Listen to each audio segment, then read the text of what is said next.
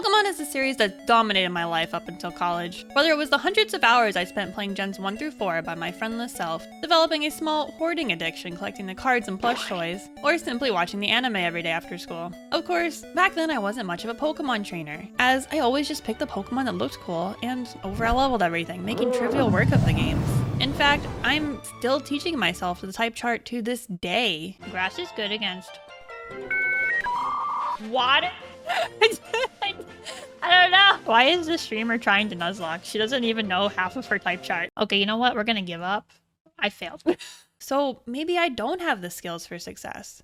But I was still eager to challenge myself with my first hardcore Nuzlocke. With so many hours of experience in Kanto, the region I know the best, and hundreds more watching my favorite Poketubers, a hardcore run should be easy for a fan like myself. For those of you that don't know what a Pokemon Nuzlocke is, it's a set of rules that intend to create a higher level of difficulty during your playthrough. As we all know, Pokemon games are stupidly easy. After all, they're made for children. But sadistic adults like myself like to make games harder in order to make these games into a challenge. And not feel so bad spending hundreds of more hours on these children's games. A basic Nuzlocke has 4 rules. If any Pokemon faints in battle, it's dead forever and must be released or boxed immediately. You may only catch the first wild Pokemon encountered on each route or area. The player must nickname all their Pokemon to get more attached to them. And once you white out, the run is over. I also included 2 additional rules. Duplicate clause, in which we can only obtain 1 Pokemon from each species. That means if we encounter a Pokemon we already own, we keep battling until we encounter one we do not. And gift static Pokemon, as long as they were our first encounter. This prevents you from running around with a full team of Gyarados, for example. Since this is a hardcore Nuzlocke, we added even more rules. As a Pokemon enjoyer of over 25 years, it just didn't seem hard enough yet.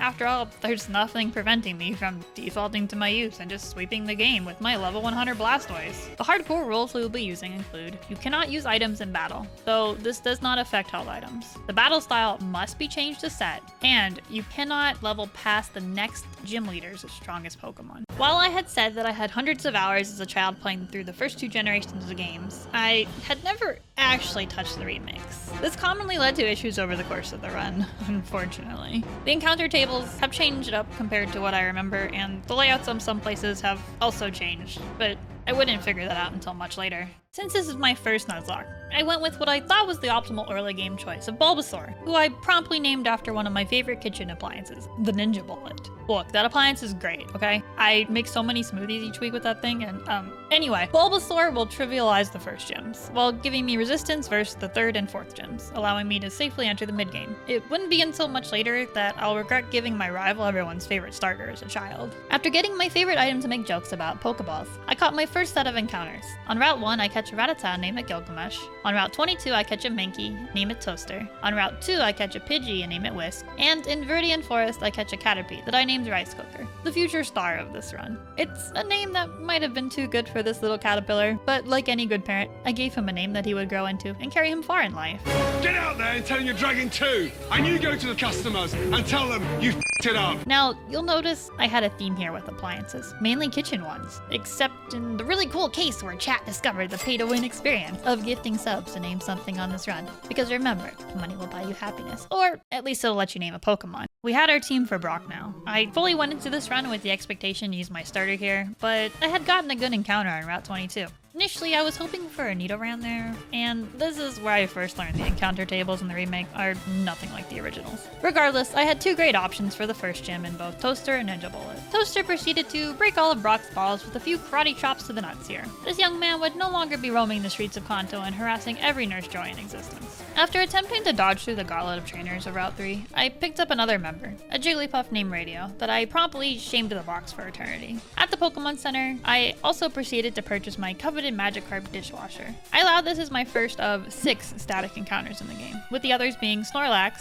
Eevee, Lapras, and the 2 fossils later on. With the encounter tables being more atrocious than I expected, I could have easily skipped this purchase to guarantee one later with the old rod that can be picked up in Vermilion City. I guess it really was just a scam, but I was still pleased to have my future angry noodle boy and intimidate user for later. I rounded out my encounters in this section with everyone's favorite cave bat, Oven the Zubat, in Mount Moon. I practiced my Naruto run through the cave cave as I did my best to dodge optional trainers before picking up the fossil for our Lord and Savior Helix. After heading out of the cave, I picked up Mega Punch for my Mankey from the dueling duo. I figured Mega Punch would give me some type variety on our fighting monkey while also boasting the higher accuracy over Mega Kick. Mega Kick is definitely the gambler's dream move, since when it does hit, it hits hard. But I wasn't about to throw away my first hardcore Nuzlocke to the memes that plague YouTube's Nuzlockers. I almost failed to pick up an encounter completely on Route 4 due to my complete inability to read maps. Route 3 and 4, which sandwich Mount Moon, are in fact not the same route. We picked up a Spearow named Oven Vent, not even getting its own unique appliance name before he got sent to the box, and making our way to our second gym. Since I'm an expert Pokemon trainer of over 25 years, I showed Misty the business here, sweeping her team with my starter, who is now an Ivysaur. It might have been a difficult match, but I really clutched up here and was able to continue my run.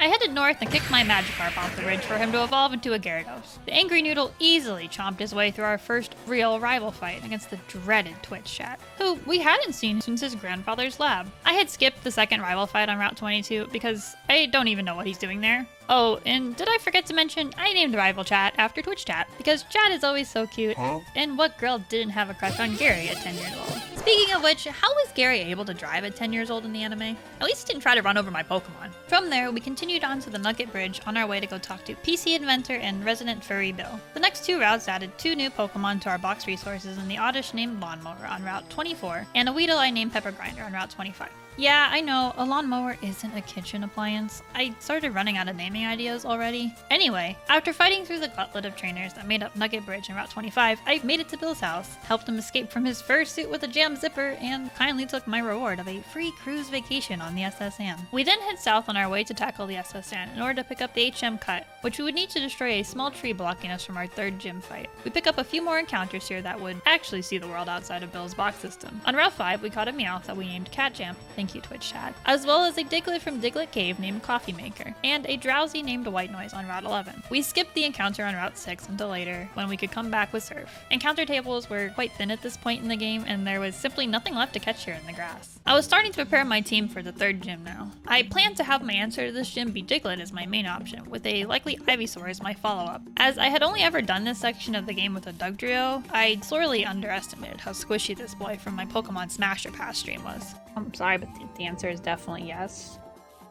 It is definitely yes times 3! Oh my god, yes! Sporting only 25 defense and 45 special defense, Diglett is the definition of a true glass cannon, so I proceeded to almost lose him to a random trainer's Pikachu on the SS Anne. Oh my god, that after running around stealing everyone's rations, I headed towards the captain's quarters to get a pair of scissors, before running into my rival. This fight wasn't much different from the one on the bridge, just this time we were on a boat. I fed as many of his Pokemon as I could to my Gyarados, who was able to eat delicious chicken and rat today. Against his Kadabra, I got off one bite before having the move disabled, and having to finish it off with a tackle. The rival's first few Pokemon had gotten a defense down on Gyarados, and done half his health. I didn't feel comfortable leaving him in further. I switched into my own Playgrad here and exterminated his Charmeleon with 2 Hyper Fangs. Even despite my seasickness, chat couldn't trounce me here. After letting a 10-year-old rub the back of an ailing old man, I received my first pair of safety scissors. I went to prune the shrub and enter the third gym. This was the first gym that I started paying attention to team building for. I see Nuzlockers usually handle runs one of 2 ways. The first way is to start building a team that can handle everything and will eventually be your Elite Four team. Or the second way of building a team based on each major encounter. I went with the second route, and proceeded to add my Lawnmower, who is now a Gloom, and White Noise the Drowsy to my team.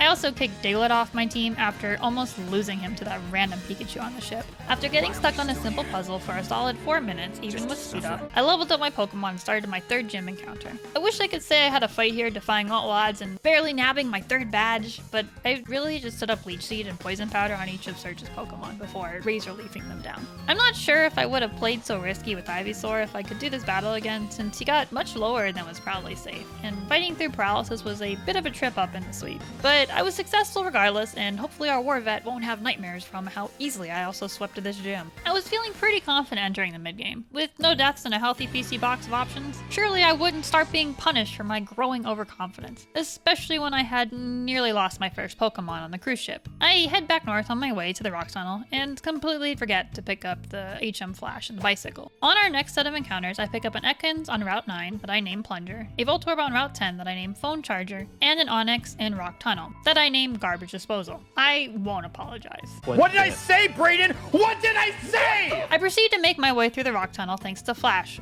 Oh, wait, I forgot to pick it up. So I instead used my incredible internet prowess to look up the route instead of bumbling through in the dark tunnel lost. Thanks, Reddit. We exit out of the tunnel into Lavender Town for our next set of encounters. Wait, did I say set? Because I failed my Growlithe encounter on Route 8.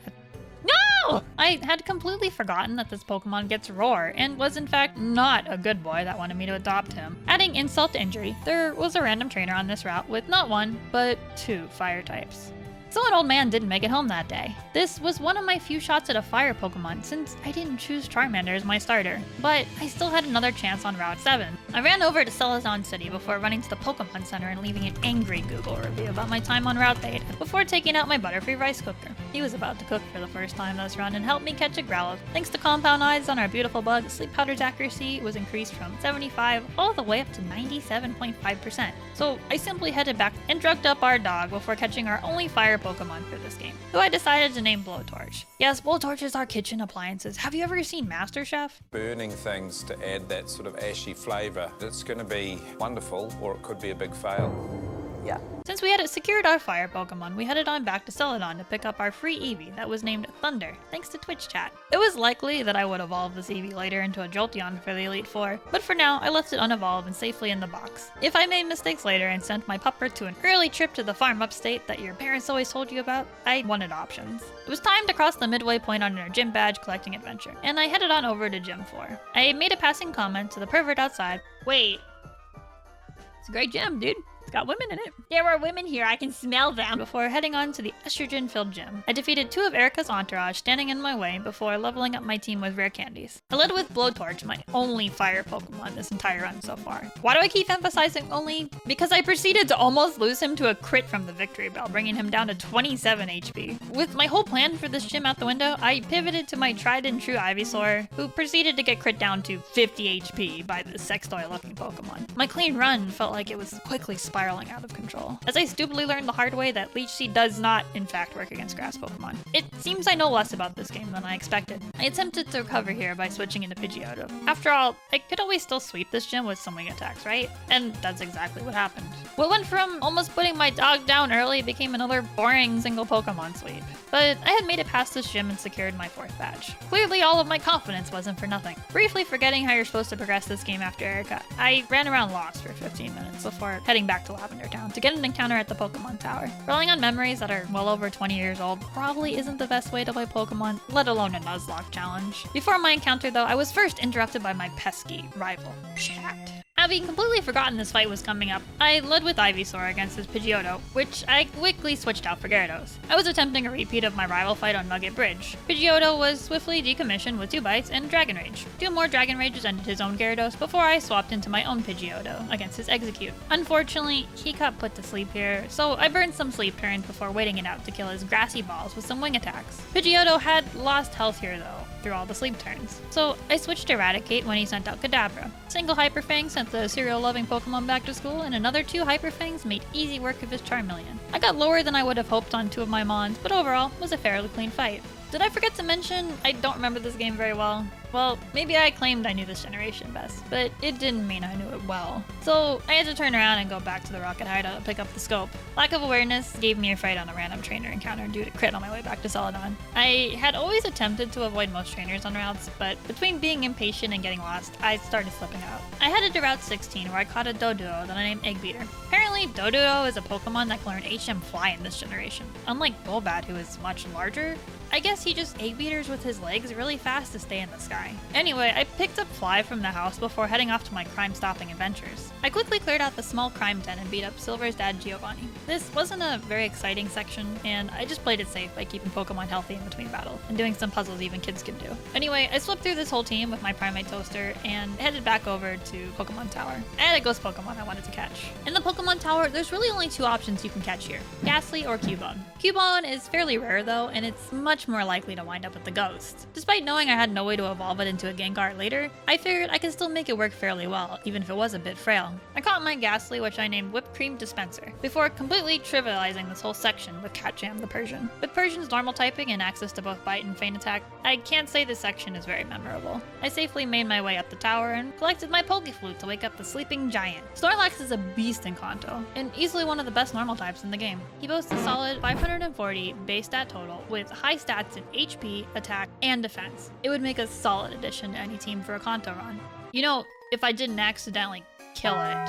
I was today years old when I learned that Leech Seed does not in fact deactivate on switch out. I chose not to give myself a second chance at the Snorlax on the other route. I took a slight detour back to Vermilion City and Celadon City to pick up my free bicycle before making my way down to Fuchsia City. I also had to remind myself here that I think these remakes now suck because I have no access to Ponyta on Cycling Road. I've harped over these encounter tables my whole playthrough so far, but it was really jarring not to find some Pokemon I expected in locations I remember. I failed to catch a Pokemon on my first encounter in the Safari Zone, and then prepared to face off against the 5th gym. The better choice here might have been to make my way to the crime-ridden Sylph Code to gain access to the 6th gym before this, but I didn't do that. I mention this because both gyms have the same level cap, and with all the trainers and Sylph Code there are to face, I would be locking myself out of using some Pokemon due to overleveling. I entered Gym 5 with my newly put together team of Persian, Hypno, Venusaur, Butterfree, Golbat, and Arbok. Well, Golbat and Arbok finally got out of PC box hell. They didn't show up in battle beyond emotional support. Arbok also unfortunately got Shed Skin for an ability, which would not make it an option for later in the game, leading to its neglect. This proved to be another easy gym fight with a single Butterfree cooking up the competition. I led every fight with Sleep Powder turn before spamming Psybeam to victory. The last Weezing did wake up after one sleep turn and got off a sludge on our coveted bug. Had this crit, maybe the story here would have been much different. But in the end, he was victorious, and Rice Cooker finally lived up to his name, serving us up with an easy match. Next up was Silphco, which is needed to unlock Sabrina's gym. There was just one small problem. I'm pretty sure I mentioned I don't remember this game as well as I thought. It took me over 2 hours to complete the section. I spent a lot of time getting lost, entering every optional battle possible, and running back to the center so I didn't lose a single Pokemon. I think I want to be an NPC after this because I don't think being the crime-busting hero is for me. Life would be a lot better saying 1 or 2 lines on a random street corner than clearing this place out of crime. Anyway, the map is actually pretty easy to speedrun to Giovanni had I looked it up ahead of time. Lesson learned, research is your friend. This is where I started paying a bit more attention to the rival's level cap, and pre-leveled everyone up in line with him. This was going to be the first fight with his starter fully evolved, and I was already starting to struggle. I led out this fight with Gilgamesh, who did quit work of Chat's Pidgeot with 2 Hyper Fangs. Next up was the rival's Gyarados, which I switched out for my own Pidgeot to remove the Intimidate. I didn't see Raticate tearing through this noodle with the attack down. 2 wing attacks did quick work here before defeating the rival's Gyarados. This was where I made one of my first major mistakes though. Because I had switched in on a Leer and was attacked with Dragon Rage, I forgot that I was defense down when the rival brought in his Charizard. I stayed in here to get another wing attack, but Whisk was quickly brought all the way down to 12 HP from 1 flamethrower. This very easily could have been my first Pokemon loss this run. This is where I was learning that, unfortunately, I didn't have a good answer for this mon, which proceeded to be a theme for the rest of the run. I went in with Gyarados despite not having a water attack, and also forgetting that this is Gen 3 physical special split. While I got off the Intimidate on the Zard, it does nothing to the special typing fire moves. Having no plan here, I led with a Twister, which did mediocre damage. My best move here is probably bite damage wise since my Gyarados is holding the black glasses. Without the Twister throw, I probably would have managed to kill it, but I didn't want to risk losing my Gyarados for later, and decided to switch out to Raticate. Raticate did not take this flamethrower well, and got a burn on top of it. I have 3 Pokemon with major injuries, so I switched to Persian here to avoid using my starter and guaranteed the kill here. Some super effective bites finished off the rival's last 2 Pokemon, and we managed to continue our run deathless. This was easily my hardest fight yet, and it was all because of the enemy Charizard. Going to this Nuzlocke, I didn't consider how dangerous it would be with the abundance of water type encounters I would get. With the most stressful battle today out of the way, I picked up a Lapras named Blastoise from the random boy watching me almost get the snot knocked out of me. Lapras would be making an appearance later as one of my planned Pokemon for Gym 7 and the Elite Four. We head on up to fight the Criminal Syndicate boss, and he's a pushover. I deleted his Nidorino with a Wing Attack and a Fly from Whisk before switching to Ninja Bullet in on his Rhyhorn. One Razor Leaf did the job there before he brought out Kangaskhan. I set up Leech Seed and did one more Razor Leaf before switching to Toaster. Toaster sent this mama to the grave with one Karate Chop to the throat. On his final Pokemon, Nidoqueen, I switched back to my Venusaur, set up a Leech Seed, and threw some more leaves at our Poisonous Queen before defeating it. Maybe he'll be less of a pushover as a gym leader later. With our side hustle of a crime-fighting hero finally complete, it was time to prepare for the 6th gym.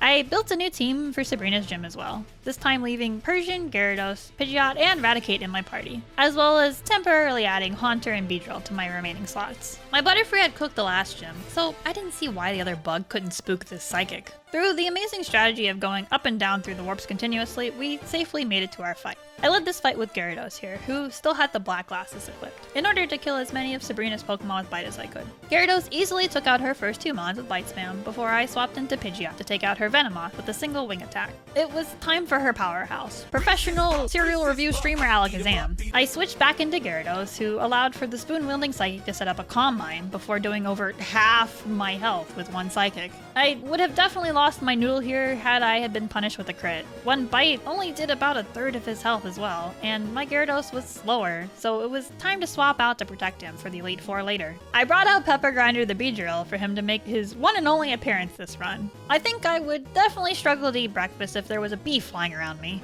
Alakazam absolutely threw here though, trying to set up 2 future sites. A single super effective Twin Needle brought this beast down, and I had secured my 6th badge. What the heck? Why did we choose to do 2 future sites? I don't understand.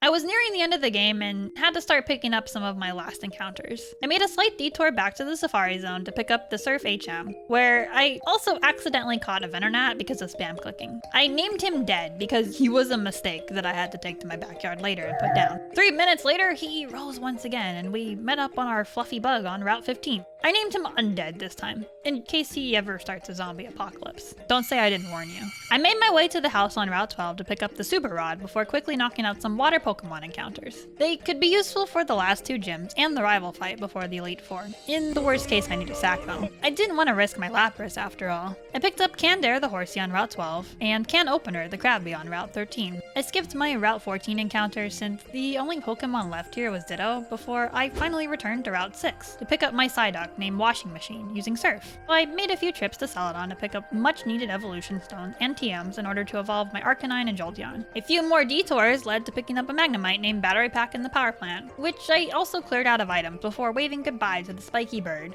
I picked up Clothesline the Tentacle on Route 19 and surfed to Seafoam Island to pick up Sink the Seal. Being incredibly lazy, I decided I didn't want to make my way through the islands and any ice puzzles. So I flew back home, caught a Tangela named Mold on Route 21, and finally arrived at Cinnabar Island. I finished up this portion by meandering through the Pokemon Mansion like the lost anime fan that I am, and picked up Leftover the Grimer here, before I was ready to build my team for the gym. We kept Pidgeot and Persian on the team for now, and rounded out the team with 2 water Pokemon in Lapras and Seadra. This gym proved to be an absolute cakewalk thanks to my massive brain acing all the Pokemon quizzes. I used a pretty clever strategy here to defeat this gym.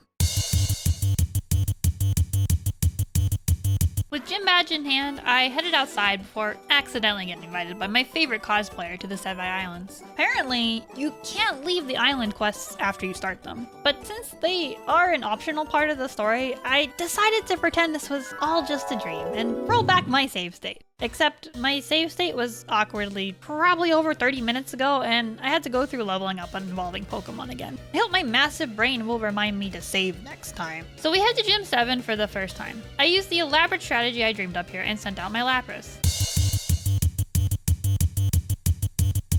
That was until he brought in his Arcanine. In the name of safety, I swapped out Lapras to Seadra after trying to unsuccessfully kill this good boy, only for Seadra to take half its health and damage. Well, he doesn't have any EVs after all. I switched into Raticate after this and simply finished the dog off with a quick attack. Like all my gym experiences so far, it's been fairly easy to sweep with a single Mon for the most part, even despite some hiccups. It was time to secure our final badge, our ticket to the Pokemon League, and beat up a mob boss one final time. In typical gym fashion, I crafted a new team of Venusaur, Seadra, Lapras, Pidgeot, Tangela, and Butterfree for this fight. Even though I always crafted a new team for each battle, I really only ever brought 4 real contenders I wanted to use, and niche backup. I then started this gym without leveling up to the cap. Maybe getting cocky from all those Pokemon quizzes earlier is getting the best of me now. This fight started with sending out Venusaur, who set up a Leech Seed against Rhyhorn, which I missed the first time. Anyway, I proceeded to set up Leech Seed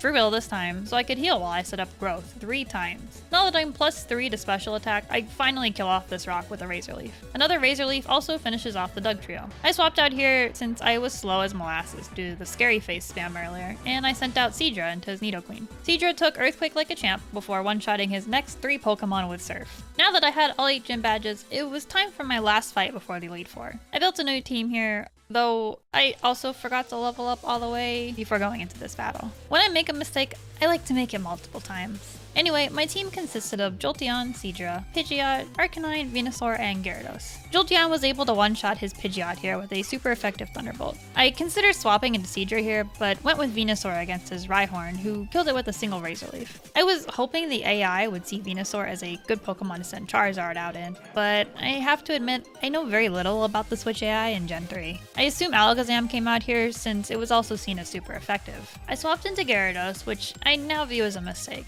It allowed the Spoonmaster to set up 2 Calm Minds on me, and Bite did maybe a fourth of his health at best. Rather than attacking me though, he went for Disable, and I was able to get another Bite off. I switched to Dragon Rage this next turn, expecting another Disable. The next turn I took a whopping 105 damage from a Psychic, before finishing it off with a Dragon Rage. I didn't play around the crit again, and luckily remained unpunished. Execute came out next, and I switched my Pidgeot into his Stun Spore. I think I should have hit Fly here, but I had opted with Wing Attack, which left him undefeated. Regardless, I just finished him off with a Quick Attack. Against his Gyarados, I was too nervous to switch my Jolteon back in to take an attack. I went with Venusaur instead, since this would be the last battle he would make an appearance in, since he wasn't coming on my Elite Four team. I missed my first Leech Seed, though I do get to set one up later, and I kill him incredibly slowly with a slew of Razor Leaves. I wish I had been able to secure the kill here earlier, so that Rain Dance was still active for when Charizard came out. It was time to handle this beast for the second to last time. I swapped out Venusaur for Seadra, who almost met an untimely end as a sack.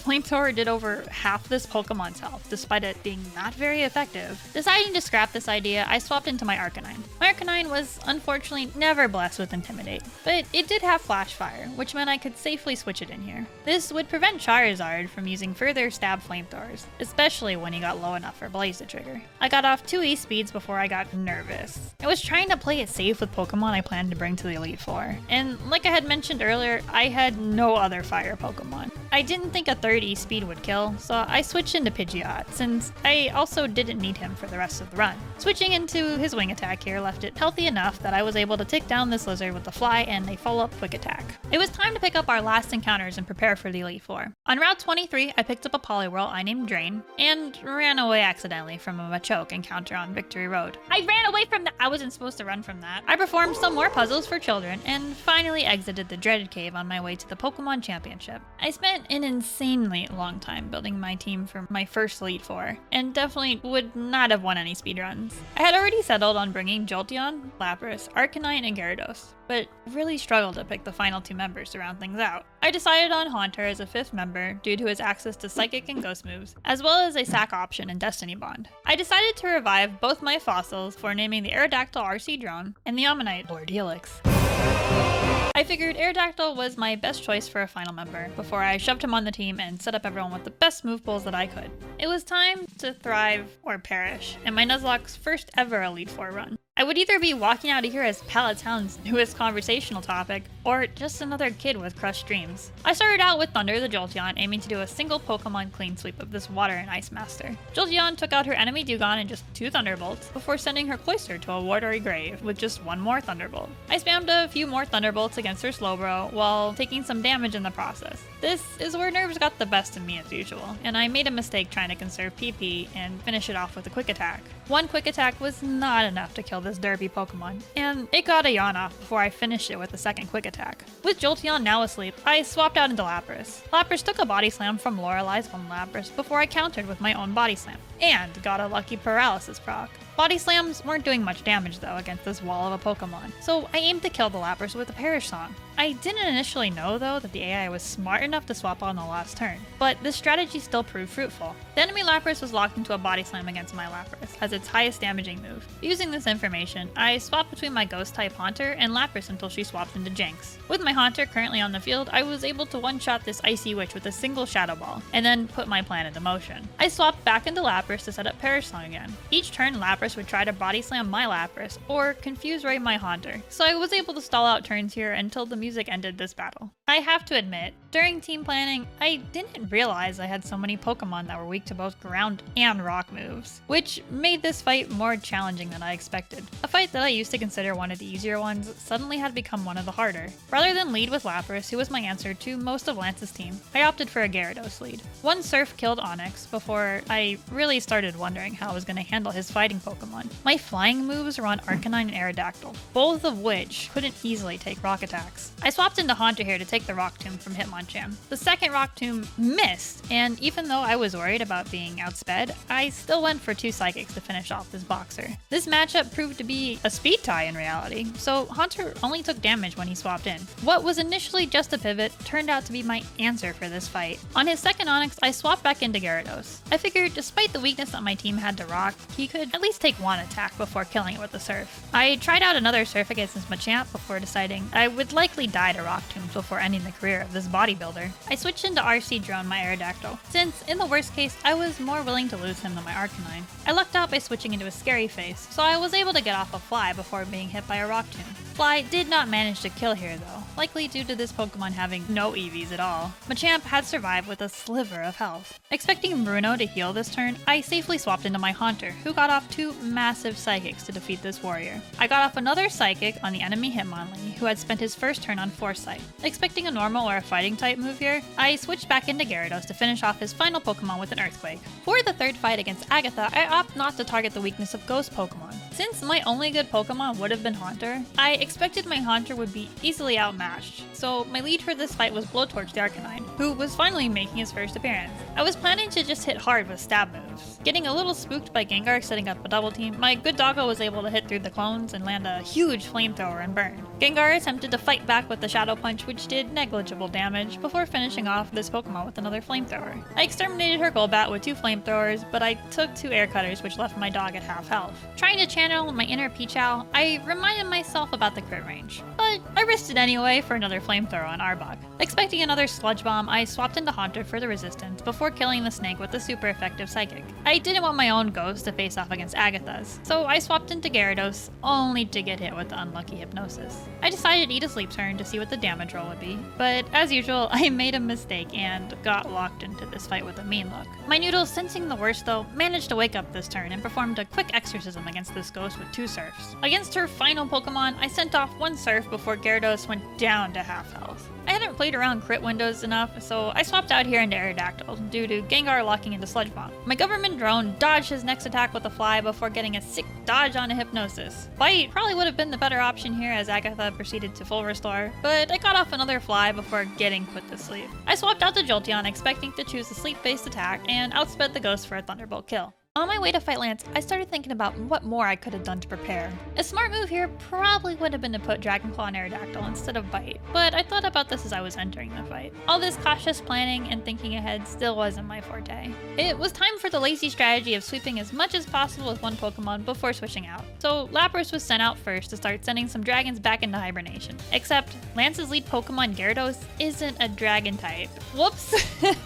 Ice Beam did less than half of this Pokemon's health. Body Slam did even less, so I pivoted Lapras out to Jolteon in order to get an easy kill with Thunderbolt. I wasn't sure what the Dragonair would go for here, so I did a safety pivot to Haunter before bringing Lapras back out for an Ice Beam kill. Even though Lapras was half health, my Lapras luckily had Shell Armor and was never at risk of being crit killed. But in the true fashion of this run, I made a suboptimal choice here. A Stab Surf with Mystic Water would have definitely led to a kill, but instead Instead, I did an Ice Beam, which did not kill his Aerodactyl. With Aerodactyl's ancient power, he brought my Lapras down to an unusable range of health, and I had to pivot out. I brought out Gyarados during the turn. Lance healed his Aerodactyl back up. My Gyarados was able to take an ancient power here pretty easily despite it being super effective, before one-shotting the enemy spy plane with a Surf. Gyarados had been with me for most of the run, and I hadn't kicked it too many times, so I tried out a return here against his last Dragonair. I did get paralyzed by T-Wave, but Gyarados hit through the paralysis for a kill. It was the final Pokemon of the Elite Four, Lance's Dragonite, who was now the only thing standing between me and my last fight with my rival. I switch into Arcanine and take a wing attack, worried about a potential Hyper Beam I protect, which proves to be the correct call. Maybe my VGC addiction is paying off a bit. I swap into Haunter expecting a second Hyper Beam. It was time for my first and only death this run. I went for the Destiny Bond sack. I cast Destiny Bond, but failed to die from a wing attack. And maybe this is where I'll go down in YouTube history. Thank you for your service, Whip. You did good. He friend. You work hard. Oh my god, I don't know anything about this game. I forget how Destiny Bond works and sack my ghost for nothing. Instead of casting it a second time, I totally threw and cast a Psychic. Completely tilted now, I sent out Aerodactyl and select Hyper Beam, which unsurprisingly does not kill. I then almost get him killed with 2 Outrages, to which he survives with 7 health. I finally switch out to Jolteon and finish this fight with a Thunderbolt. My only death this run, not a death that was some grand sacrifice to secure me the win, not some sack for a safety pivot, just a death caused by not reading how a move works. I can't say that Nuzlocking hasn't been a learning experience so far though. But now it was time for my final battle to determine if I really would wipe to Chat's Charizard, or come away with my first Nuzlocke victory. I wasn't out of the woods yet though, because I proceeded to overlevel my Aerodactyl beyond the level cap. I wish I could delay ads further. I just overleveled! Time to tackle this fight with only 4 Pokemon. I started out with Jolteon against his Pidgeot for an easy Thunderbolt kill. I predict the Rhydon here to go for Earthquake, and switch into Gyarados, who also gets an easy kill with Surf. After hard deliberation, I think I can set up with Dragonance here. I do 2 turns of Dragonance and hope for a one-shot kill using Return. But he survives on red health. I predict the heal turn here and opt to stay in for another return. We then have another heal turn into Return before finally finishing this Pokemon off with a final Return. Very risky and not amazing, but all the rival's healing items are now gone. I swap out to Arcanine for his Executor here to get a nice one-shot using Flamethrower. I play to my strengths and switch into Jolteon. I was expecting a Hydro Pump, but Gyarados went for Dragon Rage instead, leaving my Evolution very healthy before getting a one-shot Thunderbolt kill. It's finally time for the bane of my run so far. The rival's Charizard. This Pokemon had caused me trouble all playthrough, but I thought this was finally time that we get to walk away into the sunset. I get a Thunderbolt off here, putting him into less than a third health before getting hit by a Crit Slash. Despite Charizard's Citrus Berry, we send it with another Thunderbolt and walk away victorious from my first hardcore Pokemon Nuzlocke.